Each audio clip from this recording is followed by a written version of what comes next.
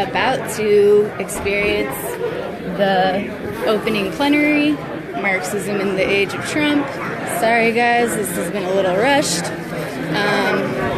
but we're getting started any minute, and I need to find a seat. Hey Cam, is that a seat I can occupy? How you doing, Greg? Good. I'm doing the Facebook Live video. Say hi to Cam. Alright.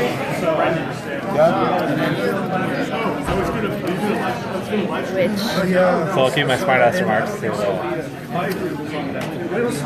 Or, you know, just say I'm really loud enough that they're clear.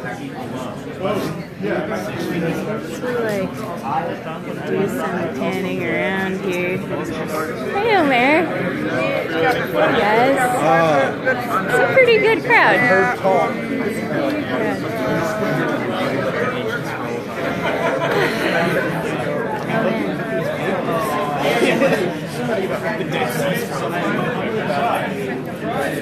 I might have to like pass this off to you for a little bit if my arms get tired. Yeah.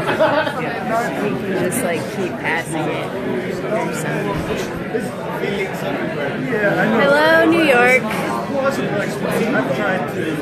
That's marvelous.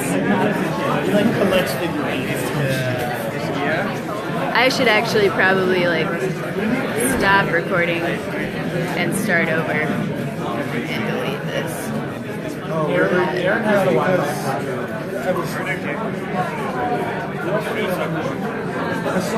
Do you happen to have access to, like, admin access to Platypus 1917 page? Apparently I still do. But if my phone dies, then that's all the live video you guys get. Sorry. I also have a very limited amount of data because well, I got on their Wi-Fi here. I guess that's good. Oh well, we're doing our best. We're doing our best.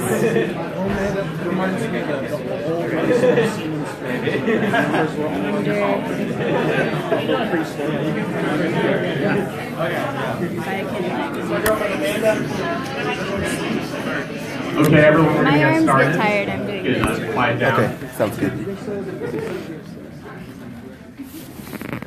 9th Annual Platypus Affiliated Society International Convention. My name is Reid K, and welcome to our opening plenary, Marxism in the Age of Trump. Tonight we are honored to be joined by 3 distinguished panelists. To my left, my immediate left, is Chris Cutrone. Chris Cutrone is the original organizer and president of the Platypus Affiliated Society and teaches critical theory at the School of the Art Institute of Chicago. To his left, Greg Lucero. Greg is very gracious to have joined us last minute. We unfortunately had a few cancellations because of inclement weather. So we're very grateful for Greg to be joining us. Greg is a founder of the Revolutionary Students Union. He's active in the Socialist Party chapter in Chicago. He's also active in IATSC 99 Teamsters Local 705, as well as SCIU Local 703. And to his left is Catherine Liu.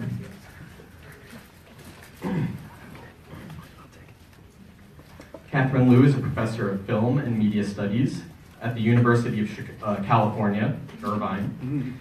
Another C. Pardon me. She is the author of American Idyll, Academic Anti-Elitism as Cultural Critique, a study of meritocracy and its relationship to the rise of post-war populist politics. Her research interests include the Frankfurt School, the historiography of critical theory, the cinema of, thank you, surveillance studies, and psychoanalysis. She has been working on a memoir called Panda Gifts. She is particularly interested in articulating a socialist, feminist, and cultural program to address the economic polarization of our age. And another of our panelists, August Nimtz, was unable to make it here, but I will be reading his remarks. So just to introduce August, August is a professor of political science and African American studies at the University of Minnesota. He's the author of a 2-volume work on Lenin's electoral strategy, and he is a member of the Socialist Workers' Party. Now, as for our panel tonight, we'll be able to pull up the panel description.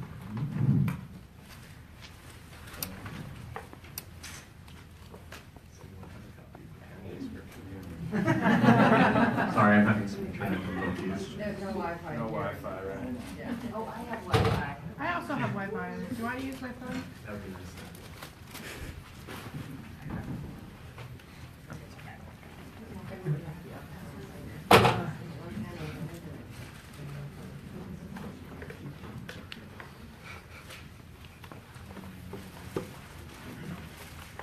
Our panel tonight is Marxism in the Age of Trump. And the panel description reads, the long-anticipated outcome of the 2016 US presidential election, the coronation of Hillary Clinton, was dramatically derailed by the twin populist insurgencies of Bernie Sanders and Donald Trump. Many on the left hoped the Sanders campaign would either transform the Democratic Party, replacing the neoliberalism of the Clintons with a commitment to social democracy, or form a new left-wing party. Yet Sanders supported Clinton in the end, and the Democrats relied upon their McGovernite coalition of minorities, women, and organized labor constituencies in the general election. Trump, on the other hand, was a challenge to the Republican status quo, breaking with Reagan coalition orthodoxies while appealing to working-class voters who had supported Obama and might have supported Sanders. While Sanders appealed to the broad discontent with established political leadership and the social decline over which it presided, only Trump managed to capture the potential this presented. Far from opposing capitalism, Sanders sought a retreat from neoliberalism into New Deal-style reforms, while Trump campaigned on a vision of capitalism beyond both Roosevelt and Reagan, proposing to lead the capitalist class for the benefit of the workers.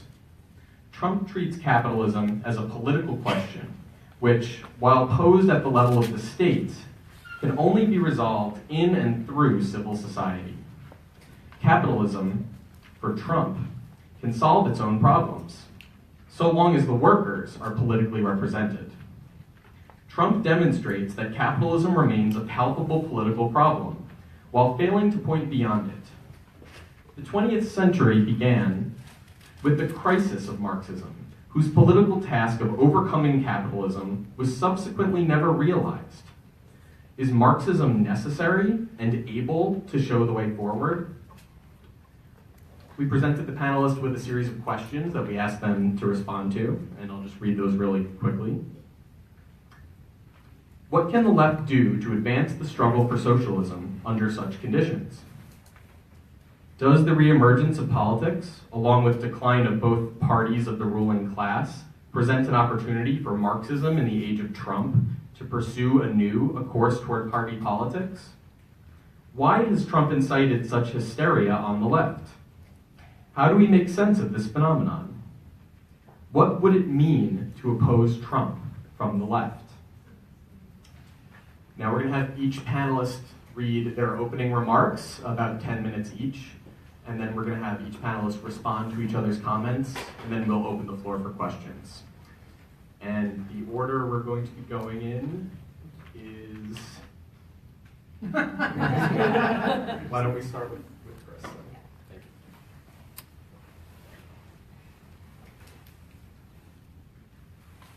All right. Title of my presentation is The Crisis of Neoliberalism and Marxism in the Age of Trump. The present crisis of neoliberalism is a crisis of its politics. In this way, it mirrors the birth of political neoliberalism in the Reagan-Thatcher revolution of the late 1970s, early 1980s.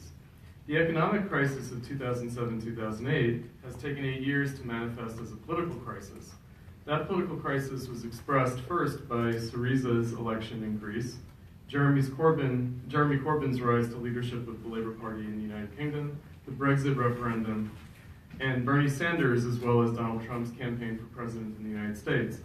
Now, Trump's election is the most dramatic expression of this political crisis of neoliberalism. Neoliberalism has been an unclear concept, often substituting for capitalism itself.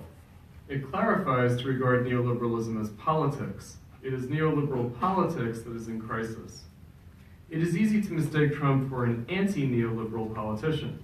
This is what it means to call him a right-wing populist. Presumably then, Sanders, Corbyn, and Syriza are left-wing populist phenomena. This suggests that democracy and neoliberalism are in conflict. But neoliberalism triumphed through democracy, as demonstrated by the elections and re-elections of Thatcher, Reagan, Bill Clinton, Tony Blair, and Barack Obama. Neoliberalism is a form of democracy, not its opposite. If neoliberalism is in political crisis, then this is a crisis of democracy. Perhaps this is what is meant to distinguish between populism and democracy. When the outcome of democracy is undesirable, as apparently with Trump, this is attributed to the perversion of democracy through populism or demagogy. Capitalism and democracy have been in tension, if not exactly in conflict, for the entirety of its history. But capitalism has also been reconstituted through democratic means. For instance, FDR's New Deal, to save capitalism from itself, was achieved and sustained through small d democratic politics. But that form of democratic politics experienced a crisis in the 1960s and 1970s. That crisis gave rise to neoliberalism, which found an opportunity not only in the post-1973 economic downturn, but also, and perhaps especially, through the crisis of the Democratic Party's New Deal coalition and its related politics elsewhere, such as in the UK, and saw the rise of Thatcher's neoliberal revolution against not only Labour, but also against the established Conservative Party. The same with Reagan, who had to defeat the Nixonite Republican Party as well as the Great Society Democrats. Similarly, Trump has had to defeat the neoliberal Republican Party as well as the neoliberal Democrats. Just as the Marxist scholar David Harvey found it helpful to describe neoliberalism not as anti-Fordism, but rather as post-Fordism, it is necessary to consider Trump not as an anti-neoliberal, but as a post-neoliberal. There will be continuity as well as change. There will be a political realignment of mainstream liberal democratic politics, just as happened with FDR and with Reagan. The left, that is to say the Communist Party, initially called FDR a fascist, just as the New Left called Reagan a fascist when he was elected, as if liberal democracy were collapsing rather than experiencing a political transformation. Such hysteria amounts to thinly veiled wishful thinking. The problem with the left is that its hysterics are less about society than about itself. The left cries foul when mainstream politics steals its thunder, when change happens from the right rather than through the left's own quote-unquote revolutionary politics. Capitalism has continued and will continue through political revolutions of greater or lesser drastic character. Avowed Marxists have failed to explain the past several transformations of capitalism. Neither the Great Depression nor the crisis of the New Deal coalition leading to the New Left in the 1960s and 1970s, nor the crisis of Fordist capital that led to neoliberalism have been adequately grasped. Instead, each change was met with panic and futile denunciation. As such, the left's response has actually been affirmative. By the time the left began to try to make sense of the changes, this was done apologetically, justifying and thus legitimating in retrospect the change that had already happened. Such explanation may serve as substitute for understanding. But reconciling to change and grasping the change, albeit with hindsight, let alone taking political opportunity for the change, is not the same as adequately critiquing the change. What is needed, and is indeed required, is seeing how a crisis and change may point beyond itself. What is the Trump phenomenon, then, as an indication of possibilities beyond it? This is the question that must be asked and answered. Unfortunately, the only way the left might be posing this question now is in order to advise the Democrats on how to defeat Trump. But this is to dodge the issue. For even if the Democrats were to defeat Trump, this might avoid but cannot erase the crisis of neoliberalism, which is not an accident of the 2016 election, but a much broader and deeper phenomenon. The heritage of 20th century Marxism, that of both the old left of the 1930s and the new left of the 1960s, does not facilitate a good approach to the present crisis and possibilities for change. Worse still is the legacy of the 1980s post-New Left of the era of neoliberalism itself, which has scrambled to chase after events ever since Thatcher and Reagan's elections. A repetition and compounding of this failure is manifesting around Trump's election now. For instance, while David Harvey, who I mentioned before, his work from the 1980s, for example, his 1989 book, The Condition of Postmodernity, was very acute in its diagnosis of the problem, his work from more recent years forgot his earlier insights in favor of a caricatured account of neoliberal political corruption. This played into the prevailing sentiment on the left that neoliberalism was more or less superficial as a political failure that could easily be reversed by simply electing the correct Democratic Party or Labour UK candidates.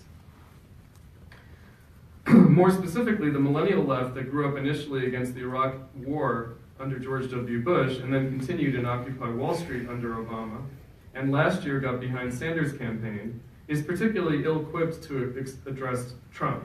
It is confounded by the crisis of neoliberalism, for which it had grown too accustomed in opposition. Now with Trump, it faces a new and different dilemma. This is most obvious in the inability to regard the relationship between Sanders and Trump and the common crisis of both the Republican and Democratic parties in 2015-2016. For just as the New Left and then neoliberalism itself expressed the crisis of the Democratic Party's New Deal coalition, Trump's election expresses the crisis of the Reagan coalition of the Republican Party, a crisis of not only neoliberalism as economic policy in particular, but also of neoconservatism, Christian fundamentalist politics, and Tea Party pseudo-libertarian, strict constructionist constitutional conservatism. Trump represents none of these elements of the Reaganite Republican heritage, but expresses the current crisis common to all of them. He also expresses the crisis of Clintonism and Obamaism. So did Sanders. Marxists and the left more generally have been very weak in the face of such phenomena, ever since Reagan and up through Bill Clinton's presidency. Neoliberalism was not well processed in terms of actual political possibilities, but now it is too late. Whatever opportunity neoliberalism presented is past. It was appropriate that in the Democratic Party primaries, the impulse for change was expressed by Sanders, who predated the Reagan turn.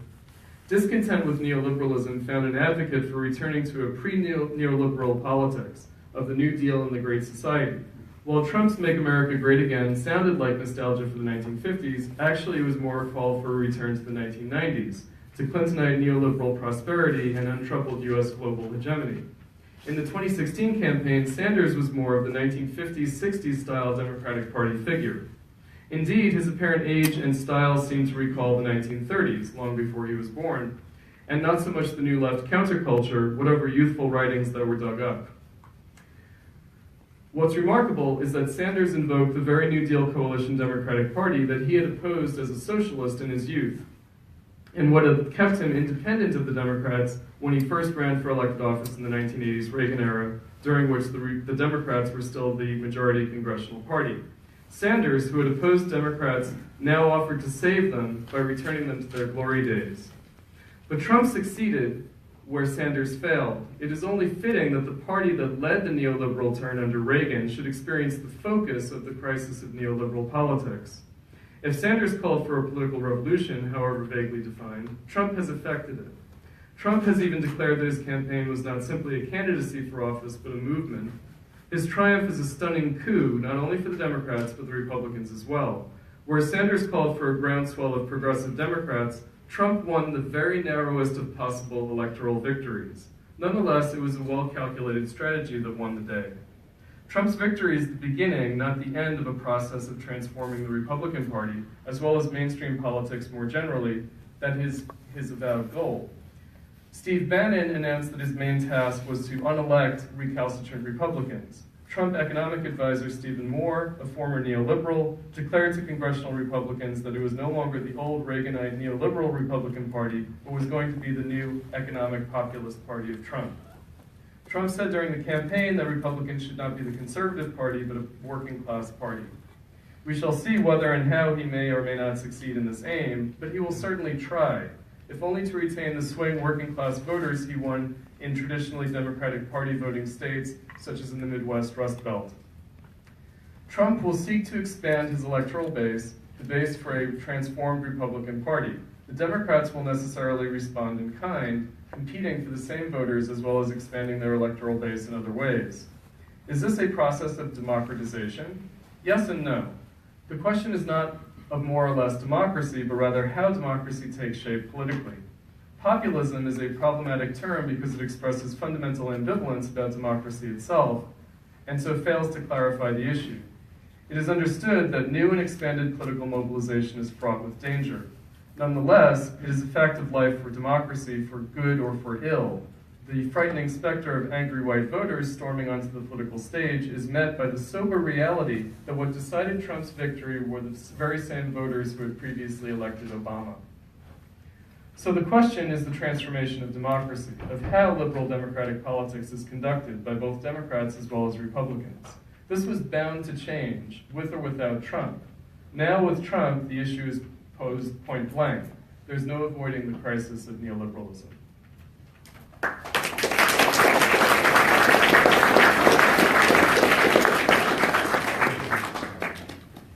Thank you. So as Castro famously said, if you want me to talk for 2 hours, give me 30 seconds to prepare. If you want me to talk for 30 seconds, give me 2 hours to prepare. So I appreciate the hard task in front of the moderator here to keep me on track. So I hope you find, again, I'm honored and humbled to be a speaker here to this convention and this august audience. So I will try and value your time by being quick, and perhaps you will find something of value in my remarks. So the first question in addressing this conference is a fundamental thesis that is held by many in this room, which is that the left is dead, right? There's widespread kind of a point of unity. What I will argue in addressing these questions, and this is not merely a matter of semantics, the left is not dead. The left is neurotic. And in, yes. And so, again, I'm sure that everyone here has a very firm understanding of psychoanalysis, so please, please forgive my very cursory sort of gloss, but I want us to be on the same page so that we can understand each other and speak in a common language, share a symbolic order, as it were. So what do we mean by the left is neurotic? In psychoanalysis, the neuroses arises from a deadlock. There is a trauma that arises out of the unconscious, which prevents the subject from moving forward. The left is currently at a neurotic deadlock and has been, as Chris mentioned, for many decades, if not longer. So, this deadlock is the unconscious psychic trauma. What is the unconscious psychic trauma? The unnamed and unnameable thing, or traumas, that affect the left. Let us start with the first trauma. The first trauma is the Paris Commune.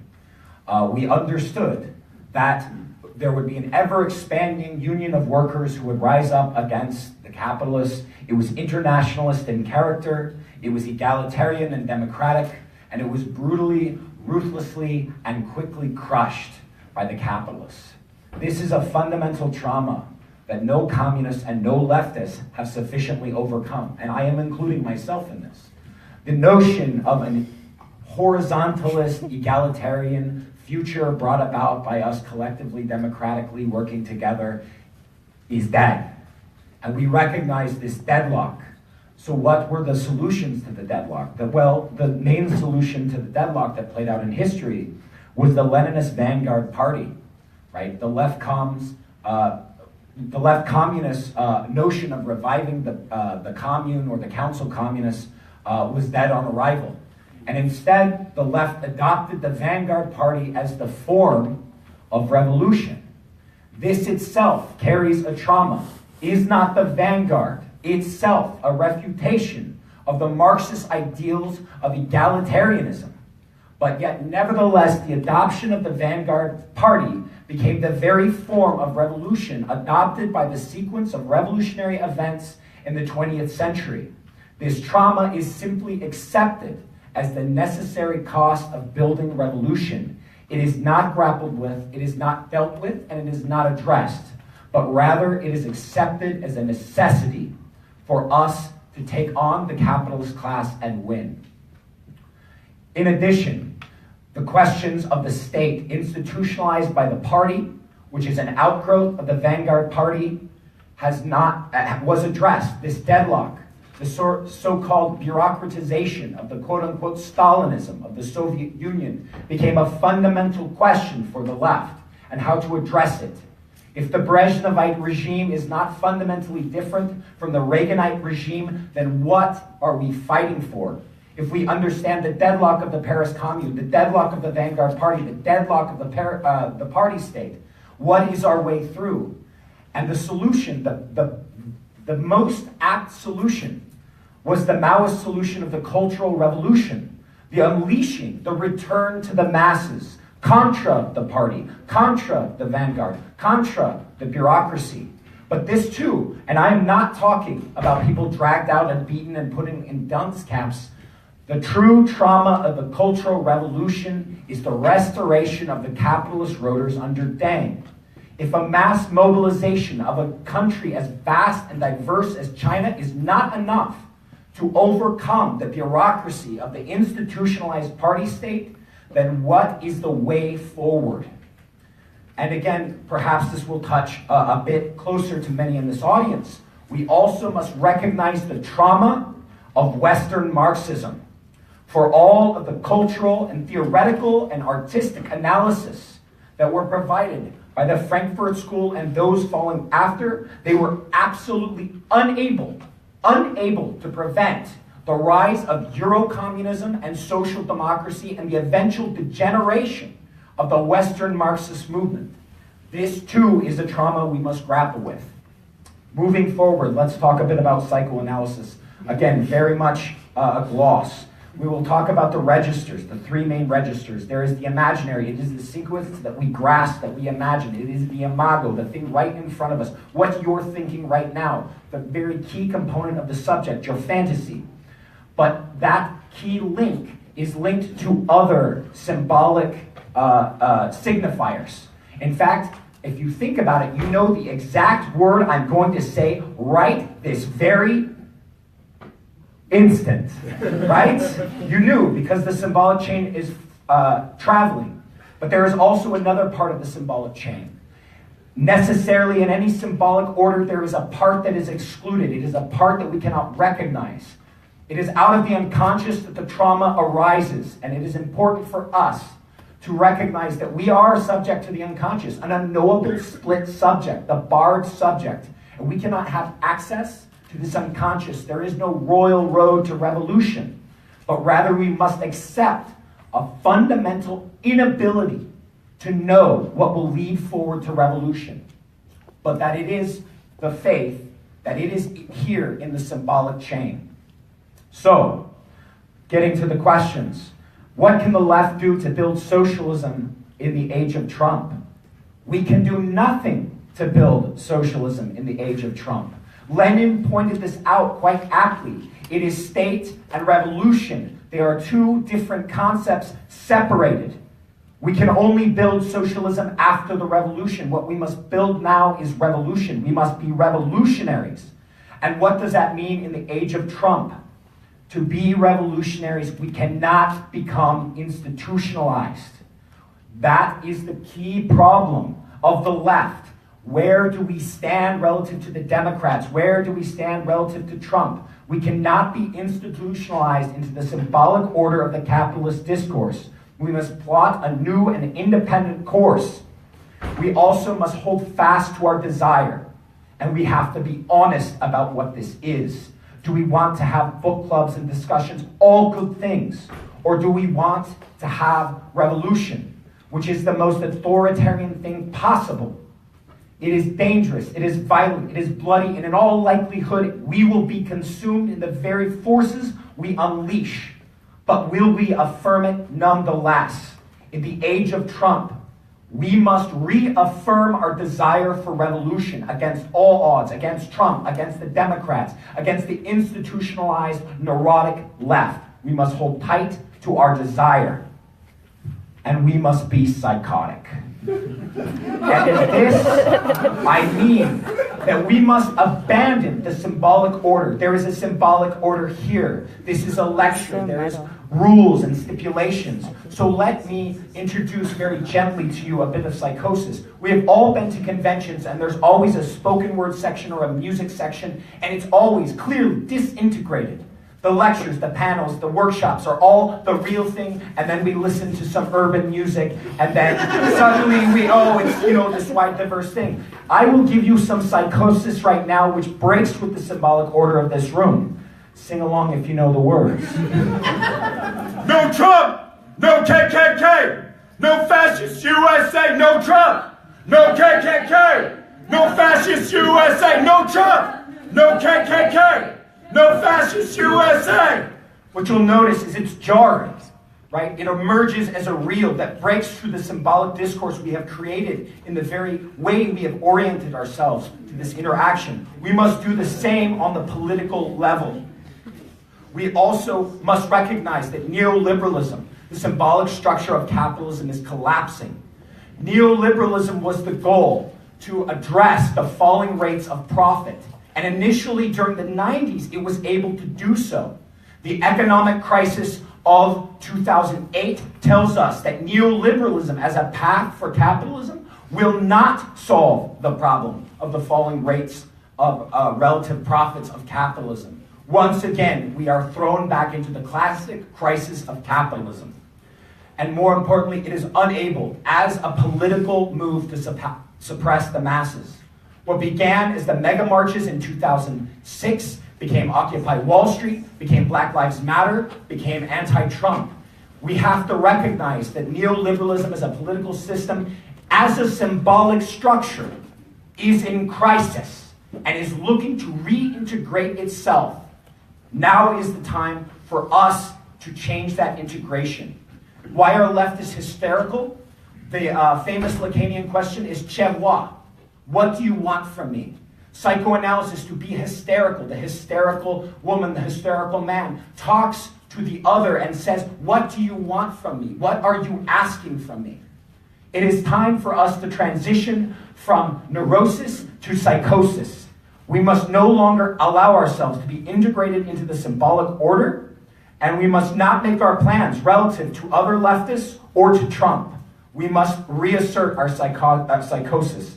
Very quickly, the way forward, traditional leftist parties, Marxist-Leninist parties, view politics and organization. The political line is what we want to do, the organizational line is how we do it. Very cursory, we need to also propose a micro-politics that is a set of concrete, non-political actions that can be adopted. If you're wondering what this looks like, it means pitching a tent in the middle of a park. That is micro-politics writ large of Occupy Wall Street. We must also form a meta-politics, which is a thinking of the possibility, the possibilities, what is necessary for this to be possible. And finally, in the age of Trump, they are trying to integrate Trump into the symbolic order. They are trying to forge a new symbolic order. Trump is a reel that has emerged and disrupted neoliberalism, and it shall not return. A new symbolic order will be integrated. And we can see this. Trump says, you just grab the pussy. That is so against the symbolic order of politics, and yet you'll notice he's liked more because of it, not less. There is a new symbolic order coming, and we must fight it, and we must disintegrate it. And again, the left hysterically calls him fascist. Why? To reintegrate them into their previous historical modes of the symbolic order. To integrate something into the symbolic order is to castrate it, to remove its life, its vitality. So this is the task pressing for us. We must integrate Trump, not in the new right-wing symbolic order that he is trying to build, not in the tired old Western leftist understanding of fascism, that symbolic order that has been disintegrated for years, if not decades. Instead, we must integrate Trump into a new symbolic order of our choosing and the people's choosing. In short, our primary task is to castrate Trump symbolically.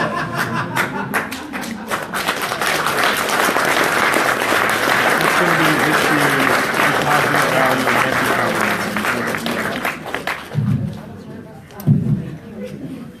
Okay, thank you, Greg, but I'm not going to speak in those tones. I'm not going to be a fucking Lacanian. That's an esotericism that actually separates us from the vernacular, and I am going to talk about populism.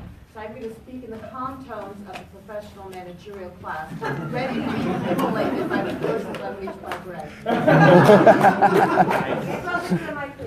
Oh, sorry. Do you want me to say that again? I'm not going to be a fucking Lacanian. Fuck you, Lacan.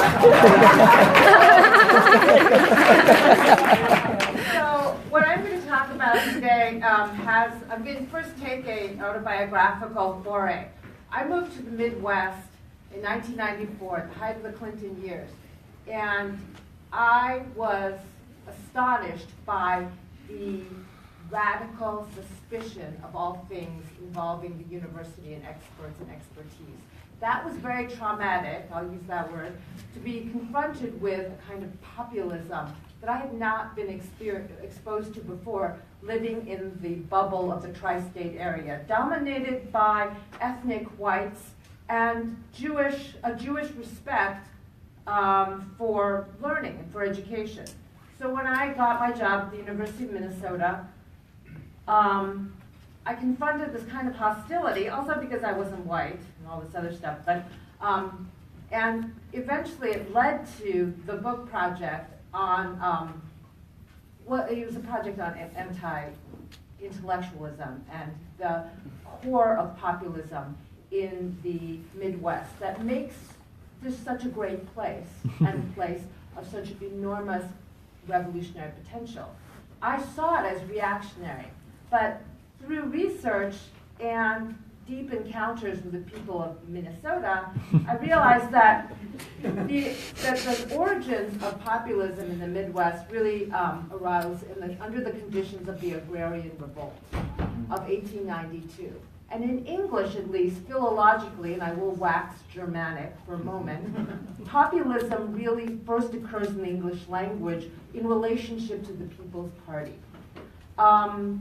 In French, it's different, because in France, populism had a very different balance. But I just want to read to you part of the Populist Party platform from 1892. And I think that its resonance and its unconscious power is transmitted through the lived experience of people in this region. We have witnessed for more than a quarter of a century the struggles of the two great political parties for power and plunder, while grievous wrongs have been inflicted upon the suffering people. This is not from 2016, it's from 1892. We charge that the controlling influences dominating both these parties have permitted the existing dreadful conditions to develop, without serious effort to prevent or restrain them. Neither do they now promise us any substantial reform. They have agreed together to ignore in the coming campaign every issue but one. They propose to drown the outcries of a plundered people with the uproar of a sham battle over the tariff, civic capitalists, corporations, national banks, rings, trusts, watered stock, the demonetization of silver, okay, that's a little weird, but and the oppressions of the usurers may all be lost sight of. They propose to sacrifice our homes, lives, and children on the altar of mammon, to destroy the multitude in order to secure corruption funds from the millionaires. There was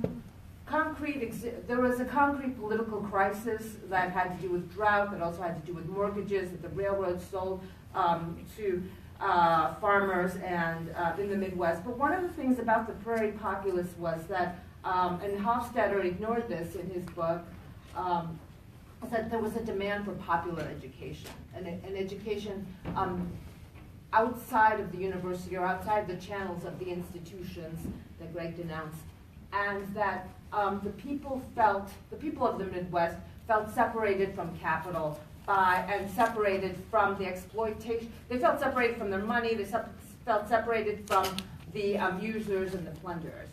So this was how I understood, and this is why I think we have to understand populism in the United States at least, I mean, it's used everywhere in Europe in a very different way now, right-wing, left-wing populism, et cetera, but I think that the suffering of the people in this region that gave birth to the most powerful third-party movement in the United States that was eventually destroyed in 1896 when the Democratic Party appropriated the People's Party's platform. This is the cry of anguish that we hear ripping through the political fabric of the symbolic. I said I wouldn't speak in that language, unfortunately I know how. So I wanted to return to this idea that what capital wants us to do is to separate. What capital does is it separates us from our life world. It separates subjects from their history.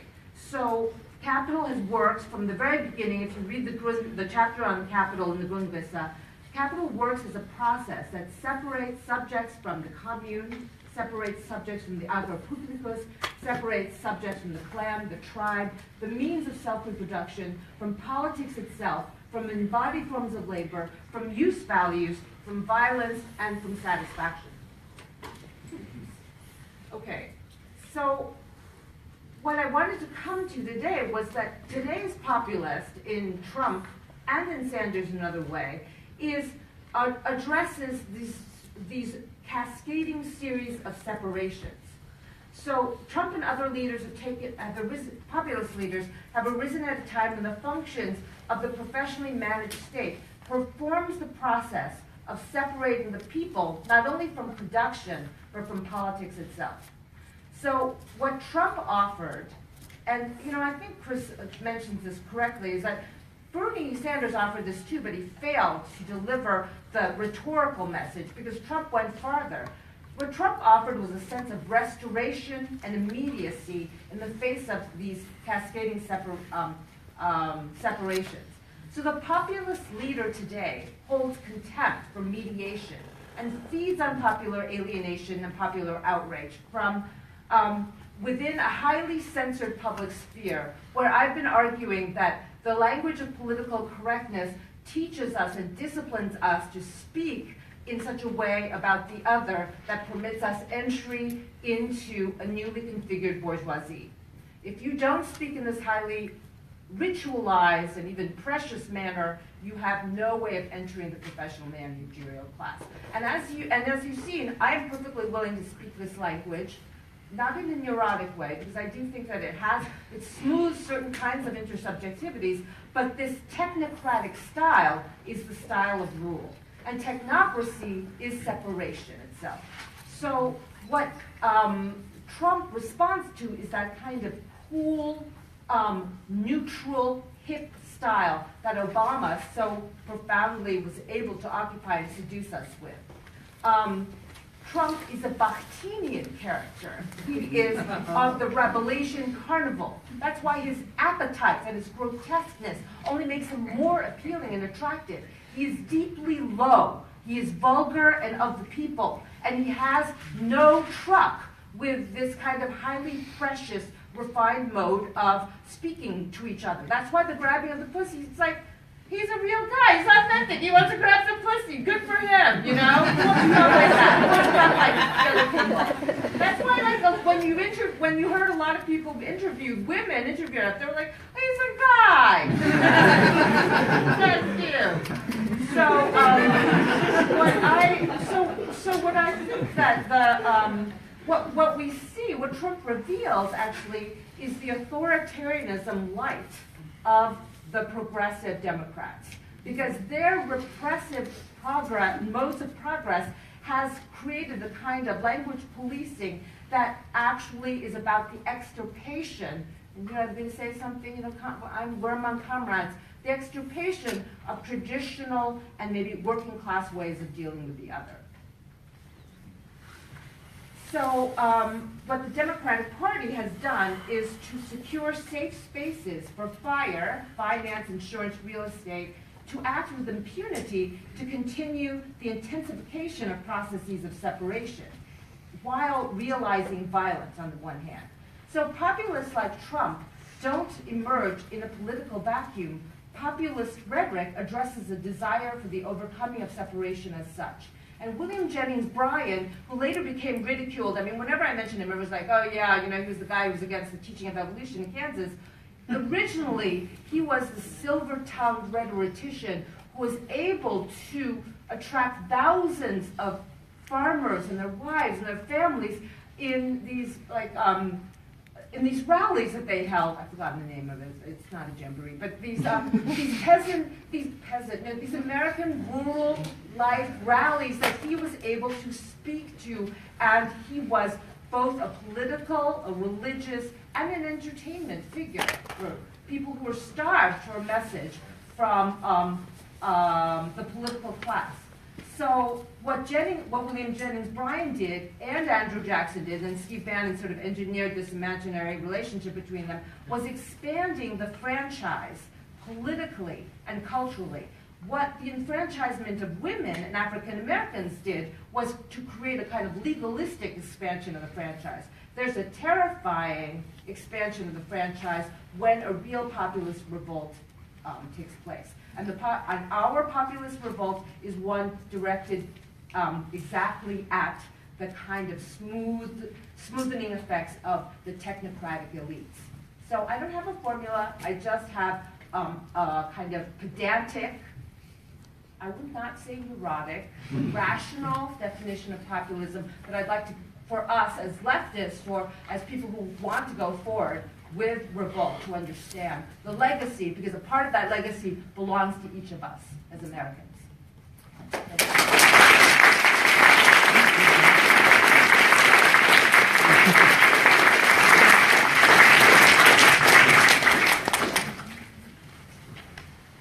Thank you all. Now I'm gonna do my best August Nymph's impression. It's not gonna be very good. The title of his presentation is "The Graveyard of Progressive Social Movements: The Black Hole of the Democratic Party." When first encountering the Impeach Bush movement in 2007, I responded almost flippantly, "Why not impeach the system that gave us Bush? Otherwise," I said, "we risk having someone in the White House who will make us long for Bush."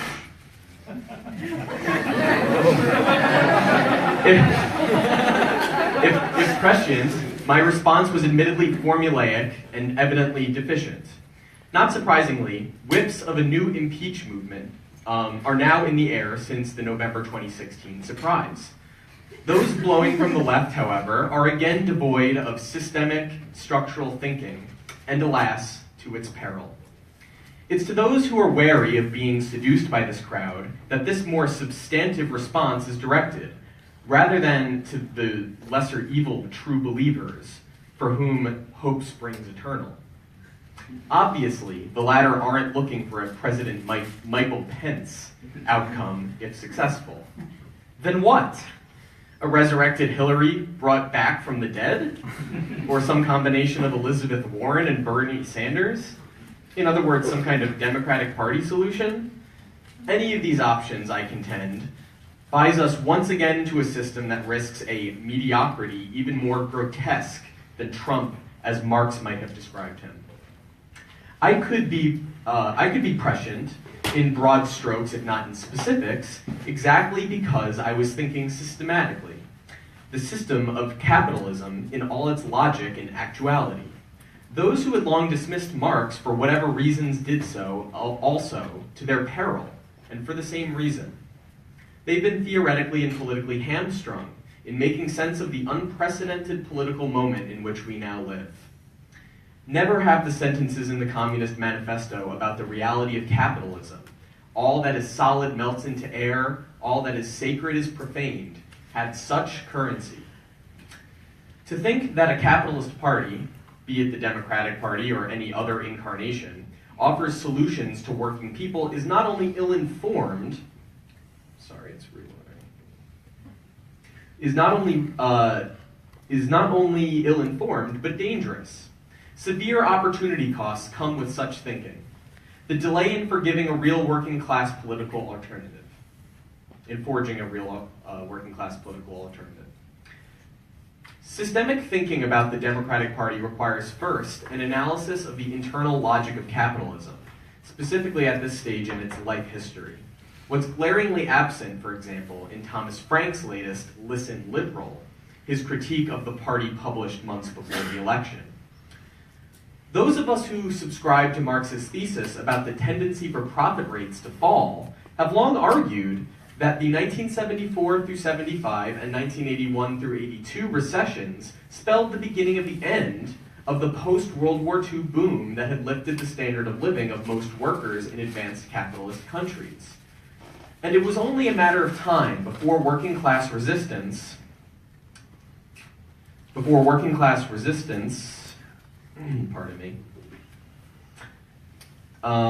would begin to build. Wage rates have indeed been stagnant or declining since then, regardless of the party affiliation of the occupant of the White House.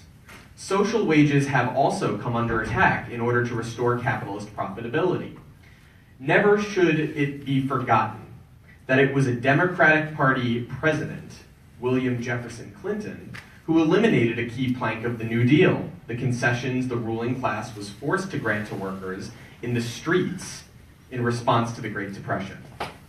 Aid to families of dependent children was intended to be the first sacrificial lamb to capital on the altar of the New Democrats that the Clintons so personified.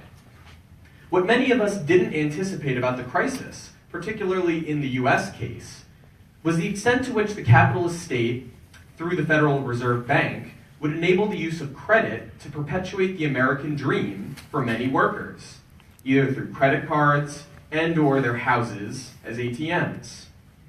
That all came to a virtual halt in 2008, except, interestingly, for student loans, with only a partial rebound since then. The expected resistance has so far mainly taken the electoral road, as the unprecedented 2016 election cycle revealed in both the Trump and Sanders phenomena.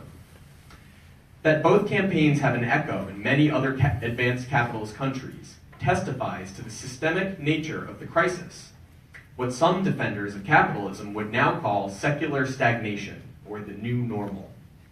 The ruling class began to pay a political price for the beginning of the end of the American dream. Coupled with the two other blows it suffered in the mid-70s, Watergate and the defeat in Vietnam, trust in government and the political class precipitously declined and has never recovered. The findings of the Pew Research Center poll of November 2015, titled Beyond Distrust, How Americans View Their Government, anticipated Hillary Clinton's defeat, given how negatively the vast majority of the population viewed the political class in both Democratic and Republican clothing. A sliver of the 60% of the eligible electorate who voted, about 77,000 in 3 states, Wisconsin, Michigan, and Pennsylvania, decided to risk a buffoon in the White House rather than someone like HRC, who epitomized all that was wrong with bourgeois politics. Had Trump been less outrageous, he would have won the popular as well as the Electoral College vote. My prescience about someone worse than Bush was informed exactly by the awareness of how turned off to politics, as usual, millions of workers had become. I'd written in 2003 that it wasn't a question of whether recession and depression will come to the shores of the United States, but only when. 5 years later, I was proven right. The combination of a still unfolding economic crisis with deep distrust of the political class opened up, I also argued, the possibility of a repeat of what happened in the global capitalist crisis of the 1930s, unless a real working class alternative was available. Capitalist crises, history had shown, spawn radicalizations not only on the left, but the right as well. The lesser evil thinking that entices many well-intentioned liberals, workers as well, to keep electing Democrats, and thus the delay in the construction of a real working class political alternative, would only, I also argued, embolden capital to do whatever is necessary to lower wage costs in order to restore profitability. A demagogue in the White House who plays the xenophobic card is one reason for Wall Street's embrace of Trump, the Trump trade, at least so far. Capital always profits from a divided working class. Lowering wage costs, both individual and social, is in fact the default position of capital since its inception, a Dickensian world. The irreconcilability of the fundamental class interests of capital and labor is the key, and why Bernie Sanders' reform capitalism alternative won't work. Consider the jobs crisis, the increasing lack of jobs that pay a living wage with all the tragic social consequences, be it gangbanging in West Side Chicago or ODing on OxyContin in small-town Ohio. Without work, the proletariat is the precariat. So why aren't capitalists spending the trillions they're sitting on to create jobs? Simply because it's not profitable, or more accurately, as profitable as investing in fictitious capital, as Marx called it, like credit default swaps and other sophisticated kinds of paper. It's no more mysterious than that. His remark go on quite a bit longer. I'm going to just skip to the end so that we can move on. Fast forward again 20 years later. The last gasp of black nationalism, independent black political action, what Malcolm X embodied more than anyone, met its demise in the midst of the Jesse Jackson 1984 presidential election campaign and the subsequent Harold Washington Chicago mayoral campaign a year later. Many of us who still harbored hopes in such a perspective had soberly recognized what had transpired. An era had passed. In many ways, the young Barack Obama was a product of those betrayals. It's not coincidental that he got his start to the White House in Chicago, arguably the original crime scene. Possibly one of the most instructive moments in the Obama presidency was his speech in August of 2013 to celebrate the 50th anniversary of the historic March on Washington. As a student of Black history, he was also well aware of why he could make such a speech.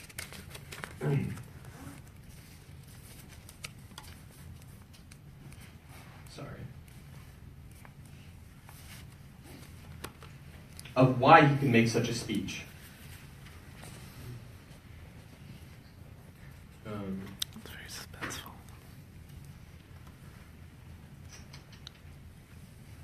He chose his words carefully, in hope, no doubt, that he would forever be remembered. I think I'm going to end it there. It's a lot more, but I think you get the point. Now I will invite the panelists to respond to each other briefly, about 2 minutes each, and then we'll open it up to questions. I don't really feel like I can take August's role in this place, unfortunately, so we'll have to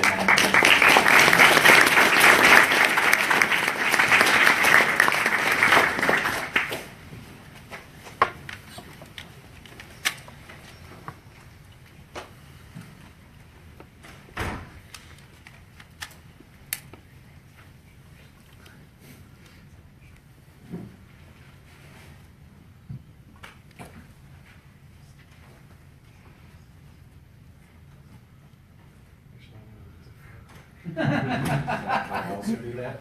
Yeah, I think we should open it up to discussion. Other questions? Can I deputize someone to carry the mic to questioners? Is it working? It is. Yeah. So if you'd like to raise your hand, I think Richard has a question right now. Actually, we may not need to break that. Yeah, so a brief comment about the micropolitics thing. I think that part of the problem with the left is in fact this politics of gesture, right? And this idea that by becoming psychotic, it's true one cures one's neurosis, but I don't think that that's a formula for changing the world. I feel that that's actually part of the regression. So I actually have to strongly disagree with this idea that you break with a symbolic structure, because there is a kind of real world outside of these symbolic structures that has to be addressed. But the second question is based on an observation. So I've been outside of the United States for the last several months, mostly in Asia. And I just actually got back a few hours ago. And one of the things that struck me in being in Asia, so two questions. One is the idea of Trump as sort of a world figure, right?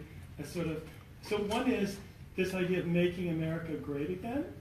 And the other thing that struck me was meeting actually more people in Asia who like Trump, often in an ambiguous way, and mostly brown-skinned people, than I would meet living in Western Massachusetts. And sometimes, so I guess one question is, I have begun to feel that the United States may be a power in decline. I don't know what that means for the world, but I'm wondering whether people on the panel see that as part of the contemporary world scene. And the second thought is, how does Trump figure in as a figure in sort of world politics? I haven't quite formulated my question.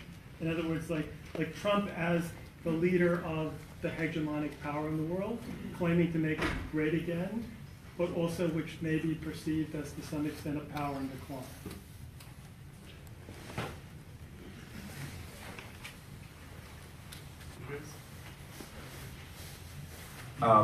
Well, obviously, there's a question where the micropolitics question was directed. So I've noticed something, and I wanted to get a little more in depth in it. So we have two phenomena that I think are very at odds.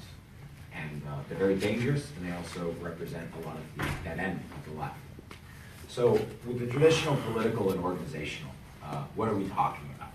We're talking about a Marxist-Leninist microsite. And they're all over the place, of various characters, from SWP to RevCom, right? Revolutionary Communist Party. And they think about things only in this very tired, maybe they go a step above and think about it in a Trotskyist way, or they go a step above and think about it in a Maoist way. But then the entire history of politics and philosophical or metapolitical thought has passed them by. But the left communists, over the defeat of their practical project, and anarchists as well, have adopted rigorous theoretical study into micropolitics, Food Not Bombs, Occupy Wall Street. But what they never do is they never integrate it again into a political or organizational structure that might be sustainable. Let us remember that the rallying cry of the First International was a micropolitical one, right? It was an 8-hour workday. There's nothing ostensibly, we all, as Marxists, know there's something very serious about an 8-hour workday. But there's nothing